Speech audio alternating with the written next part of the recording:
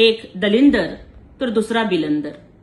एक इतका दलिंदर की हे खुर्चीवर बसले आणि महाराष्ट्रात काय अवघ्या जगामध्ये कोरोना आला, तर दुसरा खळखट्याकची भाषा करणारा बिलंदर.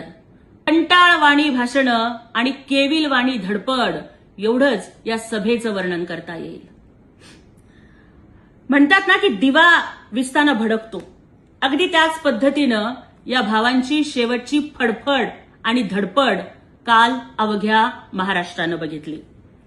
खरं तर नगरपालिका निवडणुका असतील, विधानसभा असतील, लोकसभा असतील, त्यामध्ये विजय नोंदवून लाडक्या बहिणीसारख्या महिलांचं जीवनमान उंचावणाऱ्या योजना राबवून, कोस्टल रोड, अटल सेतू सारखे अत्यंत विजनरी प्रकल्प राबवून माननीय एकनाथजी शिंदे साहेब हे महाराष्ट्राचे धुरंदर ठरलेत.